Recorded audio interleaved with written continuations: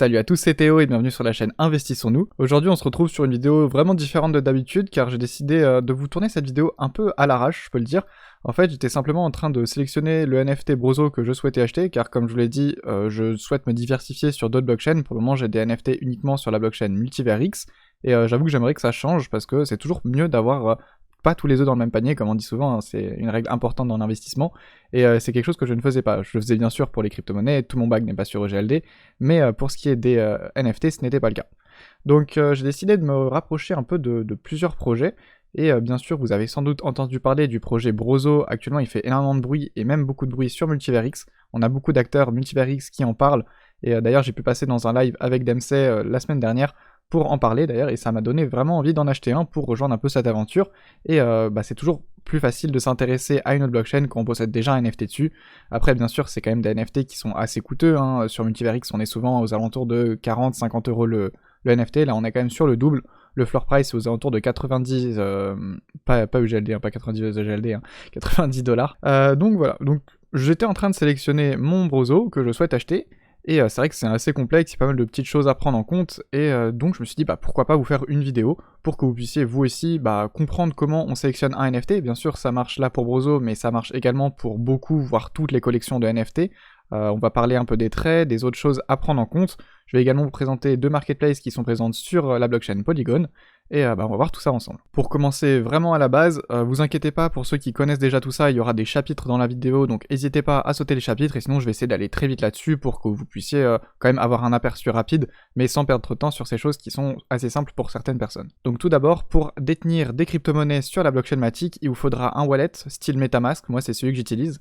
Donc pour ça c'est très simple, il vous suffira d'installer MetaMask. Faites très attention quand vous installez MetaMask, car il y a pas mal de scams, donc regardez des vidéos, il y a des tonnes de vidéos qui vous diront exactement comment faire. Je vais pas faire ça dans cette vidéo, ce serait trop long, mais vous installez MetaMask, puis après sur MetaMask vous mettez la blockchain Polygon, et vous envoyez vos Matic depuis par exemple Binance, ou une autre blockchain ou autre, jusqu'à ce wallet. Une fois que vous avez ça, d'ailleurs si ça c'est pas clair pour vous, n'hésitez pas à me le mettre en commentaire, je pourrais faire une vidéo ou un short dédié à ça, mais je voulais pas perdre trop de temps dans cette vidéo là-dessus. Une fois que vous avez ça, et une fois que vous avez vos Matic, et bien vous avez la liquidité pour pouvoir acheter un NFT ou ce que vous voulez sur la blockchain Polygon. Donc pour acheter un NFT, il y a deux marketplaces d'après ce que j'ai compris qui sont vraiment les deux principales. Tout d'abord on a OpenSea. OpenSea, je suis sûr que vous la connaissez car c'est la plus grosse marketplace, si je dis pas de bêtises, qui existe pour les NFT. C'est d'abord présent sur la blockchain Ethereum, mais maintenant c'est également présent sur d'autres blockchains comme Polygon. Et on a également la marketplace Magic Eden qui, il me semble, à l'origine est une marketplace qui vient de Solana. Mais en tout cas vous pouvez retrouver des NFT Polygon dessus. Une fois que vous avez compris ça, c'est vraiment très simple, il vous suffira de taper la collection Brozo ici, et vous pourrez la retrouver sans problème. Bon là il y en a deux, mais c'est bien celle où il y a 8008 NFT. Et ça se passe de la même manière bien sûr sur OpenSea, mais bon ça après c'est une marketplace donc c'est vraiment très simple d'utilisation, elles sont je trouve très ergonomiques, et c'est vraiment top. D'ailleurs une des premières choses qui est flagrante je trouve quand on vient de MultiverX, ça va être les volumes d'échanges. Là on est donc sur une très jeune collection, Brozo ils ont 15 jours, un truc comme ça, et on peut voir qu'il y a vraiment des échanges quasiment toutes les minutes, ou moins de toutes les 10 minutes en tout cas, c'est vraiment impressionnant. Et le floor price a très vite augmenté, il me semble que le mint était aux alentours de 30 Matic, maintenant le floor price c'est aux alentours de 85 Matic, 90 Matic, donc c'est quand même vraiment très impressionnant je trouve. Bien sûr je tiens à préciser que cette vidéo n'est en aucun cas un conseil en investissement, c'est juste pour vous apprendre comment sélectionner des NFT sur d'autres blockchains. Faites vraiment gaffe à ce que vous achetez, c'est vrai que sur d'autres blockchains il y a plus de volume, mais du coup il y a peut-être aussi plus de scams, je suis moins renseigné. Également MetaMask c'est parfois un peu plus risqué que l'utilisation de Xportal qui est plus simple et plus user-friendly on va dire.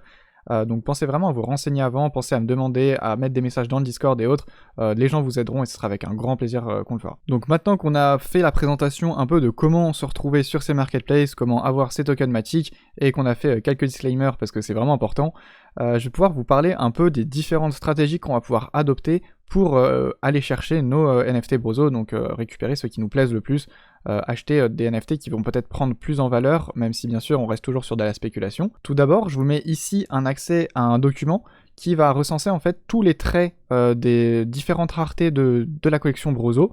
Donc vous pouvez voir par exemple, ici pour les yeux, Vous avez les yeux en vert, c'est les moins rares, puis après c'est en bleu, ensuite en rose, en orange, ainsi qu'en jaune. Donc les jaunes c'est les traits uniques, vous pouvez voir qu'il n'y a qu'un seul NFT qui les détient à chaque fois.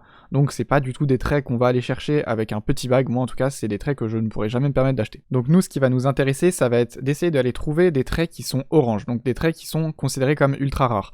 Bien sûr, c'est bien aussi si le NFT possède plusieurs traits roses, car c'est des traits qui sont quand même très rares, mais si on peut récupérer un trait ultra rare, on peut avoir l'espoir que c'est un trait qui va être plus recherché dans le temps et donc qui va prendre en valeur. Pour faire des recherches par trait très simplement, en fait, il vous suffira de vous rendre donc sur la collection Brozo. Une fois qu'on est sur la collection, il suffit de se rendre ici, en fait on va voir tous les filtres, et donc on va pouvoir rechercher, donc moi je vais chercher un background, je vais venir chercher le background que vous voyez juste ici, donc le gold, donc je retourne directement dessus, je sélectionne le background en question, donc il est ici. Et là vous pouvez voir que c'est très simple, en fait tous les NFT qui possèdent ce background vont apparaître à l'écran.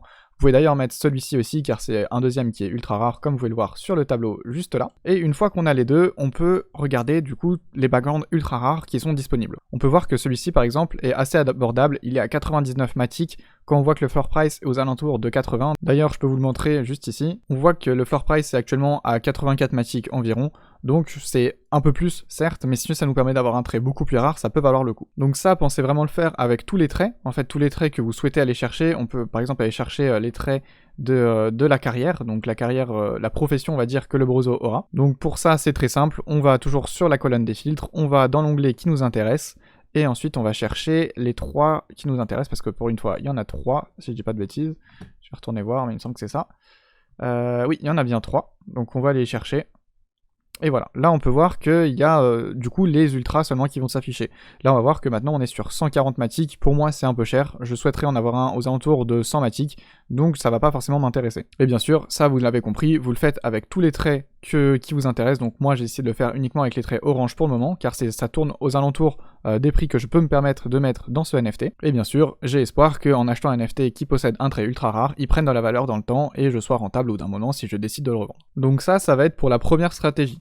Il y a différentes stratégies, vous allez voir. En fait, la première, c'est simplement d'aller chercher un trait que l'on pense qui va être recherché par la suite. Donc pour ça, on a décidé de sélectionner les traits qui sont ultra rares, mais on peut également aller sélectionner un Brozo par son rang, parce que les rangs des NFT, ça a souvent une valeur et ça peut déterminer leur prix. Donc pour ça, c'est simple, il vous suffit de vous rendre ici, ou de sélectionner déjà un item qui vous plaît, et de scroll jusqu'à ce qu'il y ait un rang qui vous paraisse plus intéressant que les autres. Vous pouvez voir qu'il y a des grosses différences de rang. Par exemple, ici, on a un rang qui est tout à la fin, 7900, alors qu'ici, on a un rang 4006. Bon, il y a un grand écart entre les deux, après on reste sur des rangs qui sont assez bas, du coup ça va pas forcément être très intéressant, mais de temps en temps on peut se retrouver avec des rangs qui sont supérieurs au rang 1000, et là ça peut commencer à devenir intéressant, car c'est un peu, le rang 1000 c'est un peu une barrière mentale en fait, pour les gens, si c'est au-dessus du rang 1000, ça commence à être des bons NFT, et c'est vrai parce que ça est dans quand même la majorité des meilleurs. Donc voilà, après je me doute que pour les rangs je vous apprends pas grand chose, mais là vous pouvez voir du coup 7200 pour celui-là, et si on scroll un petit peu, on peut aller chercher un rang, voilà, un rang 2000 que j'ai trouvé juste ici, et qui est vraiment pas beaucoup plus cher, on parle de 5$ d'écart, parfois ça peut vraiment valoir le coup. En plus de ça, une des autres choses qui pour moi est vraiment à prendre en compte quand on décide de sélectionner un NFT, surtout si c'est notre premier NFT, ça va simplement être son artwork. Moi par exemple j'aime vraiment beaucoup l'artwork de ce dernier, donc ça sera sans doute le NFT que je vais décider de prendre, c'est pas encore sûr, hein, je suis en train d'un peu de regarder tout ce qu'il y a d'autre, mais c'est vrai que je le trouve vraiment très sympa, et donc avoir un NFT qui nous plaît, c'est vraiment important je trouve, sachant que bah ouais, moi comme je vous l'ai dit, ce sera mon premier NFT qui sera sur la blockchain Polygon, donc je serai content d'avoir un artwork qui me plaît vraiment. Maintenant qu'on a vu les différentes raretés, il y a autre chose que je vous conseille vraiment de prendre en compte, c'est ce que va créer la communauté autour du projet. On a pu le voir par exemple sur Multiverix avec les DAO du projet Coco, qui sont par exemple les Bottleneck DAO ou des choses comme ça. Pour ceux qui comprennent pas réellement ce que c'est, on peut un peu le considérer comme des guildes ou des équipes qui se créent autour d'un trait d'une collection de NFT. Donc ils sélectionnent un trait et tous les NFT qui détiennent ce trait feront partie, on va dire, de leur team.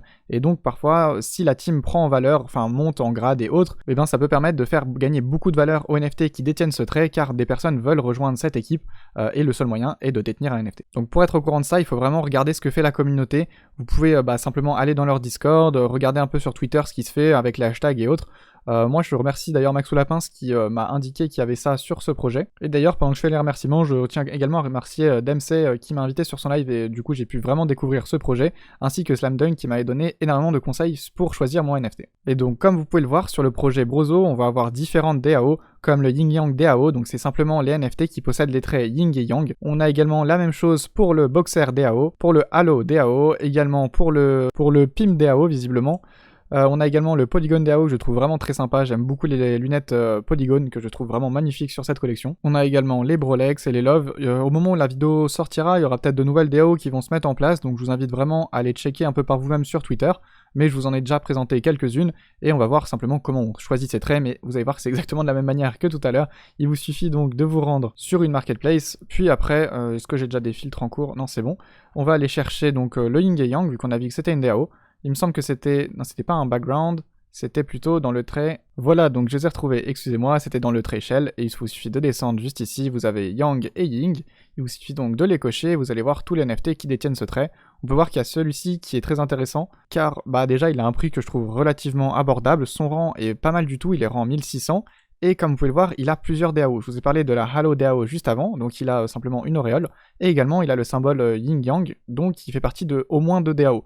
Peut-être une troisième, mais ça j'en suis pas sûr, il a le DAO, enfin il a le background Bubblegum, et il y a une DAO Bubblegum, mais c'est peut-être uniquement pour les personnages qui ont un Bubblegum dans la bouche, et pas le background Bubblegum. Donc ça je suis pas 100% sûr, je préfère pas vous dire de bêtises, mais il est au moins dans 2 DAO. Et après j'imagine que vous avez compris, mais du coup il vous suffit de faire ça pour les différents traits DAO que vous souhaitez voir. Donc pour l'exemple, je vais également vous montrer très rapidement pour les lunettes Polygon. Donc elles sont juste ici, il vous suffit de cliquer dessus et vous pourrez voir à l'écran toutes les différents NFT qui possèdent ces lunettes qui vont s'afficher. On peut voir qu'on a un floor price de 95 Matic, pardon. Pour le moment, ce qu'on peut remarquer, c'est que les DAO prennent moins en valeur que les traits qui sont ultra rares.